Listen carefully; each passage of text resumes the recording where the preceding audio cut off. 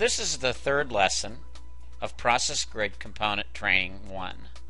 And in this lesson, we're going to add a quantity entry field that can be edited in the grid, and then we're going to link the process grid to a PO receipt transaction and actually complete business transactions in the grid.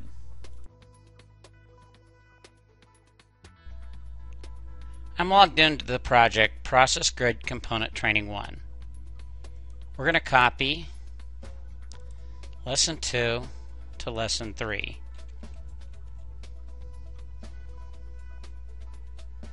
Lesson 2, expected receipts, to Lesson 3. And this one, we're going to call this adding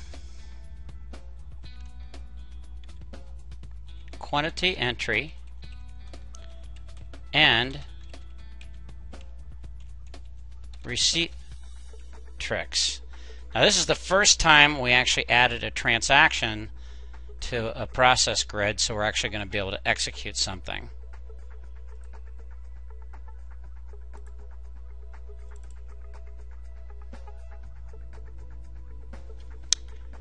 And we're going to keep the values checked the way they are, so we're not going to change anything here. We're going to make another SQL change. We're going to make room for an entry field.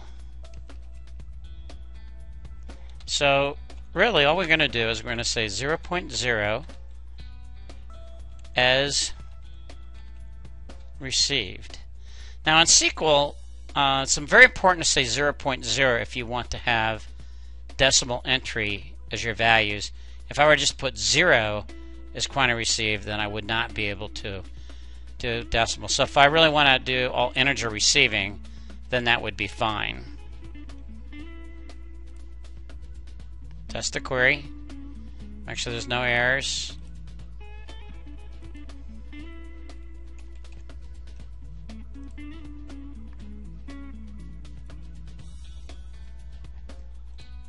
We already did our filters. And now we're going to add a button. It's going to be a transaction called PO receipt. Oops, covered that up. And we're going to define it.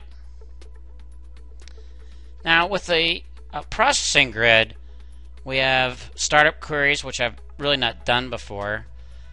You can do header queries, which would be, or a header transaction, which would be done at the beginning of the transaction, and detail done inside the detail of the transaction, and then a footer. Footers would probably be more like printing a crystal report or something like that. So we're going to add a transaction, and it's going to be the PO receipt. And this list of transaction continues to grow. The intent is to have every object that WiSys has defined in here, and at this point they're not all defined, but they will be. The return error message is the only method parameter. Method parameters need to be defined, and it's just going to return as the error message, which we'll use in a minute. The only thing I have here is, and I'm going to go down through them, is I have closed line. Now actually this is something unique to WiSys that we added to the PO object. You can't close a line in Macola, but what we do, if you close a line and you make that true, then we move the remaining quantity that's left, that's not received, to I believe quantity rejected, and then we update the on order quantity and the expected quantity so that the order line looks like it's completed. And this is going to be a default to false. Cost is, well, order number would be the next value that we would really have to have, obviously. And it's just going to be the order number. Cost, I could go get the cost from the view, And we do this in many places, an order entry where you need a cost or an inventory transactions. A -1 tells us to go get the cost for you. So we'll just go get that. That will just become the expected cost from the PO line. And we have to have the line number. Don't have to have comments. Have to have the vendor.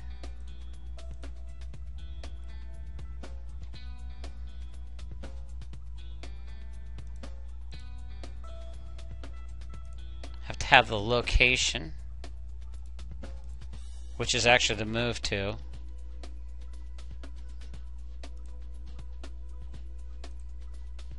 The quantity is going to be that new field we put in. Received. And it's 00, but we're going to allow you to enter that field. Default, and this is going to be the current user that we go and get for you, and then the item number is going to come from the view.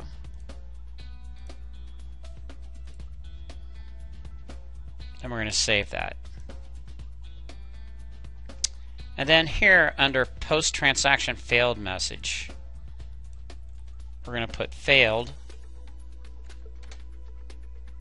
error message. Remember, we returned the error message. So if something happens, which I'll show you how that works, we'll actually return an error message failure. Now here's a new area, this edit fields. We're going to take the received and make it an edit field. There's nothing we really have to define for that. It's just going to be an open edit field.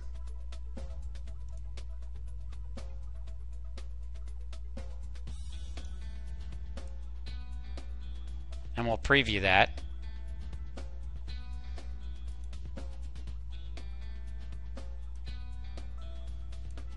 And our receive field, I need to move back in here. This is a field we can actually edit.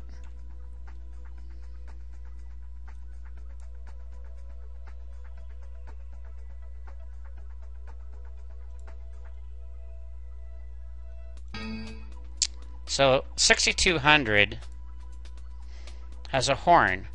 Now, if you know Macola bike data, a horn is bin and lotted. So if I receive 2 of the horn, it would really be an illegal entry. Bins required for this transaction, none were included. So it's telling me it's an illegal transaction.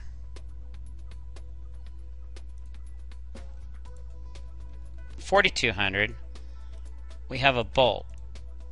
And a bolt, if you know Macola data, is not binned and not lotted. We know that because we also have the ends, N and N here for the fields.